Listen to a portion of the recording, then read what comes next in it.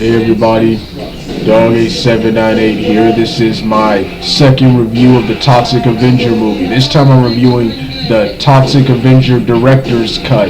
Yeah, I was on YouTube searching for an upload of the Toxic Avenger 1984 film. Didn't feel like going to my Facebook account or Hulu where I have the film bookmarked. So I decided to search for a new version here. This film used to be on YouTube, but YouTube, of course, terminated the account that had it, and I found a new version with several scenes that weren't in the original version left added in here. It was exciting watching this movie again. I've been a huge fan of this movie since I saw it for the first time, or better yet, since I saw the Toxic Crusaders cartoon. Of course, like I said, I got into this movie with the Toxic Crusaders cartoon. I looked up what inspired the Toxic Crusaders. When I looked up information for my review of the Toxic Crusaders cartoon, it said this movie was the inspiration of the Toxic Crusaders cartoon, and I've just been a huge fan of the Toxic Avenger ever since. This movie started it all for the company known as Trauma, who become very known for lots of B-movie horror campy concepts, which is what Trauma will become known for. But this movie started it all. The masterminds behind this were Lloyd Kaufman and Michael Hertz, and this film spawned 3 sequels, a cartoon series, and has another live-action film coming up sometime in the future. And this film, when it was released, it wasn't well received. However, in 1985, according to Wikipedia, after a midnight showing, this film exploded and became a cult classic. And I think this is one of the best comic book movies.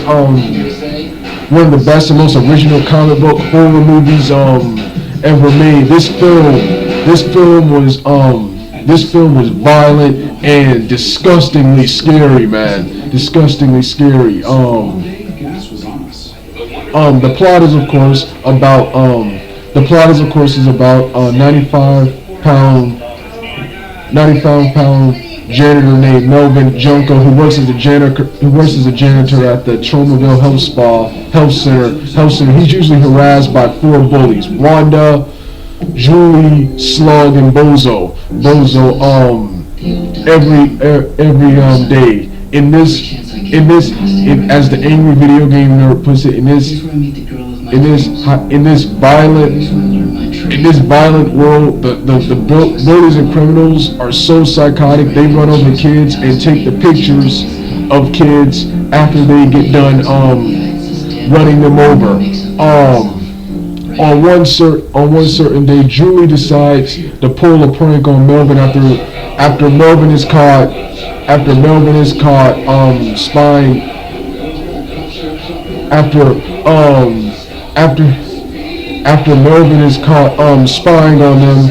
She pretends to like him and says she will deal with him if he shows up to a dark room in a pink tutu. Melvin agrees to it. He shows up there where everybody is there to greet him, to mock and laugh at him. Melvin tries to leaves in embarrassment, but trips and falls off the patio onto the trash can of toxic chemicals, sets on fire. They put the fire out, and while he's in the hospital, he mutates into a hideously. While he's in his room, not the hospital. While he's in his room, he mutates into a hideously deformed mutant of superhuman size and strength, which is a running gag in both the movies and cartoons. That catchphrase I just said, like Spider-Man, he has the ability with these things called tomatoes, the ability to sense evil, and goes out and rips up and beats the crap out of criminals and kills them in gory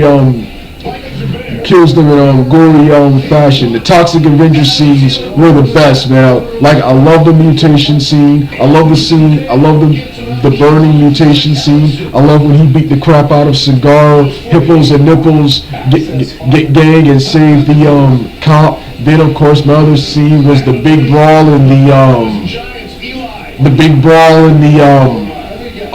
in the big ball and the pancake. I think it was the pancake or waffle or taco place. The big brawl with Leroy, Rico, and what was the third? What was the third criminal's name? Hold on, I have it right here. And Frank. Yeah, Leroy, Frank, and Rico, and he beat the crap out of them. And he tore off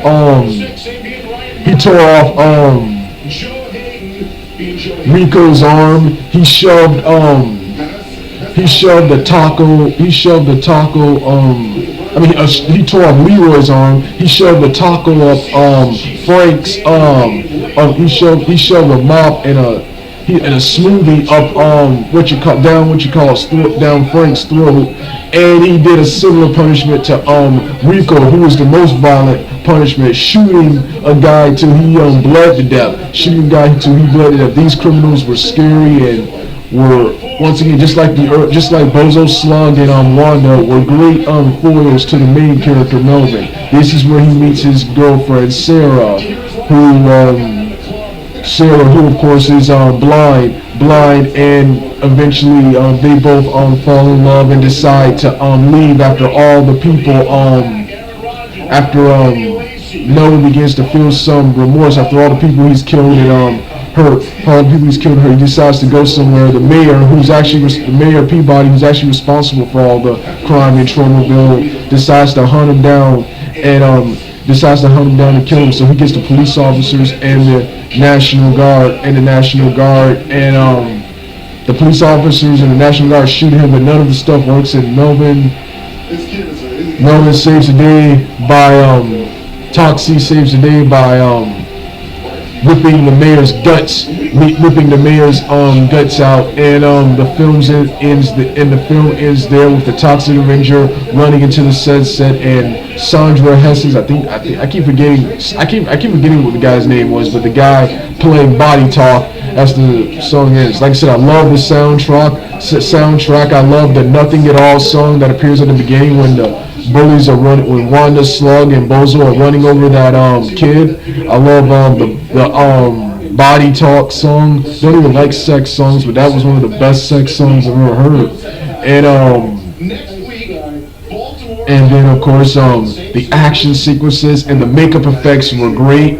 All the cast members was great. The dialogue is funny. The dialogue is hilarious, and I love several of the added scenes with Julie, Wanda, Bozo, and Slug in them, and Melvin. They really actually add on to the story. Glad to see those scenes there. There was even one funny scene where there's this overweight girl who is constantly eating, who's constantly in the original version just shown eating. It's just an extra. It's shown eating and later laughing at Melvin. There's one scene where she wants to see the pictures of the kids, and Wanda and Julie tell her to bounce off, and then she asks Wanda to pull her finger, and she farts, and then there's another guy who tries to ask Wanda out, and Wanda hits him in the balls with some towel. I love how they restored several scenes, several extended dialogue scenes.